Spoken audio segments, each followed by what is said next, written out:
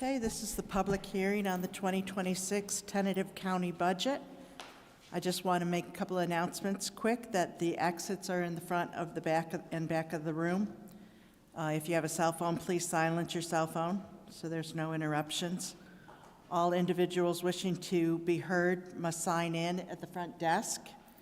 And if you have a written statement, if you could please provide a copy of that to the clerk for a copy. I want to just make a couple of quick comments about the tentative budget. After our Ways and Means final report, some highlights. The overall 2026 tentative budget, I think, is a good budget.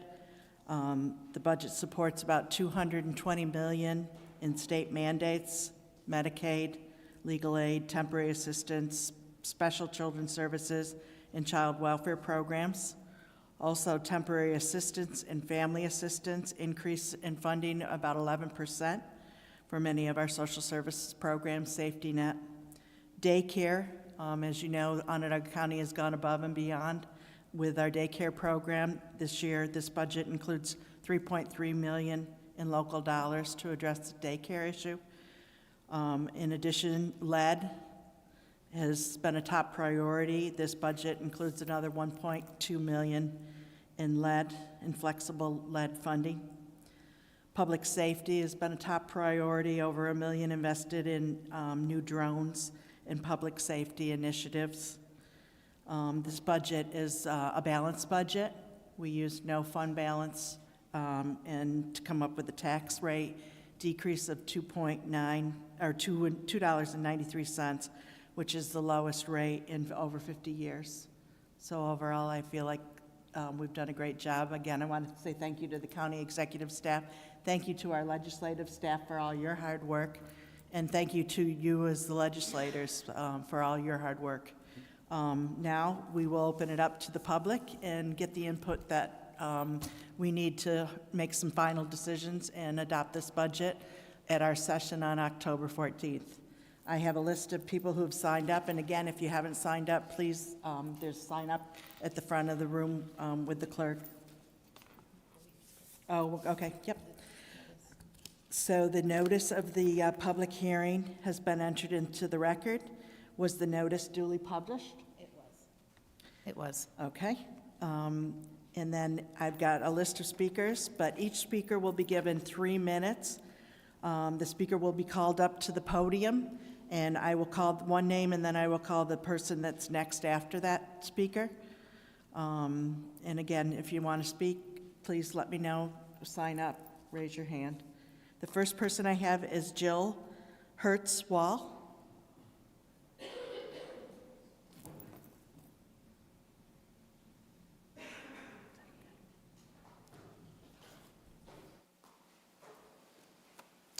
Good evening. My name is Jill Hurstwall, and I'm a member of the Onondaga County Public Library's Board of Trustees. Thank you for the funding you gave to OCPL for fiscal year 2025. As a library system, OCPL supports and works with its 21 member libraries from Tully to Brewerton and Skaneateles to Manoa. Across those 21 member libraries, there are 32 busy library locations. With personal and household budgets tightening, public libraries are increasingly important to residents who want to access physical materials, including books, magazines, and what is known as the Library of Things, which are physical items that can be borrowed, as well as digital material, which includes ebooks, online databases, music, and videos. How are our libraries used? I'll give you some examples. Parents and caregivers with small children use story time and other programs at our libraries to engage children in activities which will help them become skilled learners and readers. Students, those in K through 12, public, private, and charter schools, as well as those who are homeschooled, use our public libraries when they need to use materials to help with homework, school reports, and to satisfy their curiosity. Adults use the libraries to help with job searches, to learn new technologies, to find people with similar interests, and much more. While many folks come to our public libraries, we also bring our library services to where people are, including farmers markets, elder care facilities, daycare centers, and community events. Funding for OCPL helps all of our public libraries across the county because OCPL services assist each of them. Therefore, thank you for supporting OCPL's 2026 budget of over $17 million. Your willingness to fund OCPL acknowledges the importance of public libraries in your communities. Thank you for supporting our public libraries.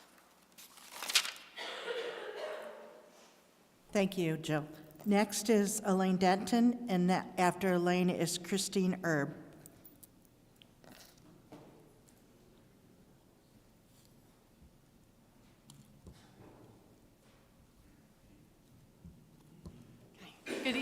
Good evening. I appreciate that this public hearing is being held at 5 p.m. and not in the middle of the workday, but this is the second year that this public hearing is being held on a Jewish holiday, and I hope that this legislature is more mindful of that in the future. The 2026 county budget continues last year's theme of maintaining the status quo. Onondaga County residents and employees will keep managing and surviving, but this budget does not help us thrive.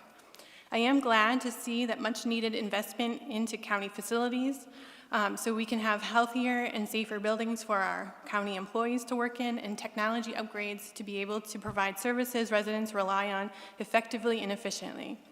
It is also nice to see federal and state aid increasing to help cover the increasing demand and cost of daycare, foster care, family assistance, and special children's services.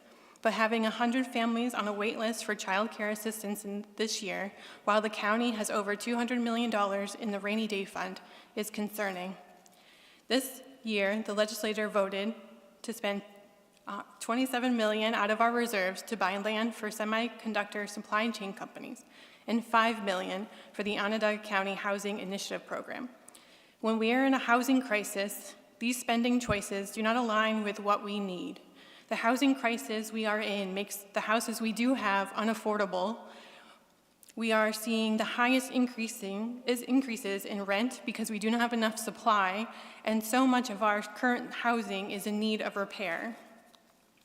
When rent prices increase, housing assistance goes up as well, increasing the county budget. With the federal government budget cuts coming, I am here to advocate that when the need arrives to tap into our reserves, that we prioritize people. Nonprofits have lost funding, people are losing their jobs, the need for services are increasing, and I hope the county steps up to care for residents instead of layoffs and cutting jobs like Onondaga County did during COVID. I want the county to invest in services and our workers so that we can provide for our residents and help them through this challenging time. Thank you. Thank you. Christine?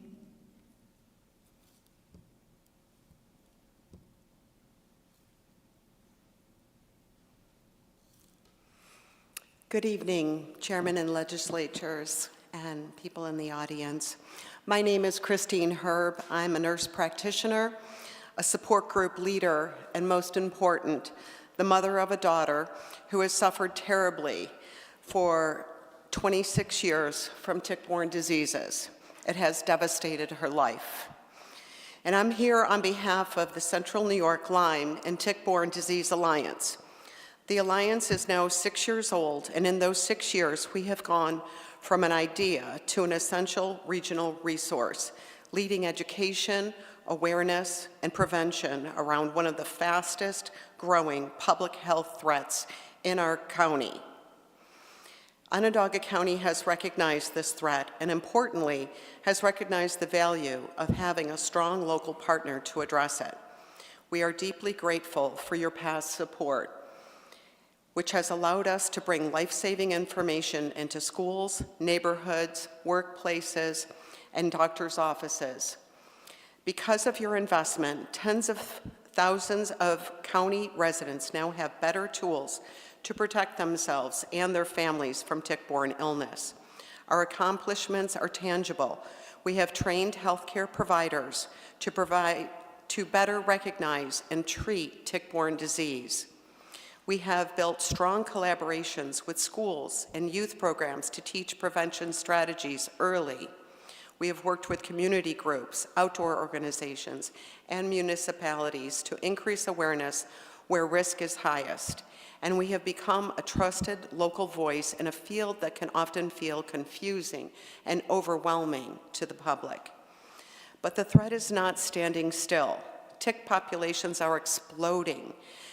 Disease incidence is climbing, and residents are looking to us and to you for leadership. As we look to 2026, we have ambitious, practical goals. 1, expanding outreach into underserved communities where prevention knowledge is lowest and risk is often highest. 2, deepening our partnerships with local health systems so early recognition and treatment become the norm, not the exception. Continuing to educate youth who are among the most vulnerable. To achieve these, the Alliance is requesting $100,000 in county support. This investment will allow us to sustain and scale proven programs while responding quickly to new challenges as they arise. Make no mistake, your support over the past years has positioned Onondaga County as a leader in proactive public health around tick-borne disease. With your renewed investment, we can continue to protect families, strengthen our healthcare and community systems, and keep the county ahead of the curve on a threat that is only growing. We look forward to having your help in ensuring that prevention, awareness, and action remain strong in 2026 and beyond. And Ann Messenger just sent me this text to say that she wants you to know she got a call yesterday from a provider who'd been to our Lyme Summit this year, and he learned so much about Lyme disease. He saw a 4-year-old who presented with bone cancer, and because of his new information, he identified Lyme disease. He was connected with Chris Polino, who heads up infectious disease at Upstate Hospital and is our leading authority on Lyme disease locally. And Chris told him about anaplasmosa and babesia can present as bone cancer. Now, this patient is at Upstate Ortho for further testing. This is what county money helps us to do. I thank you. Christine, could you please provide a copy of your comments that you made to the clerk? I can send it. I tried to print it multiple times and my printer wouldn't work today. Okay. But I will make sure that you get it. Yes, thank you. Next is Jacqueline, and is it Lassat? Lassant. Thank you. Thanks.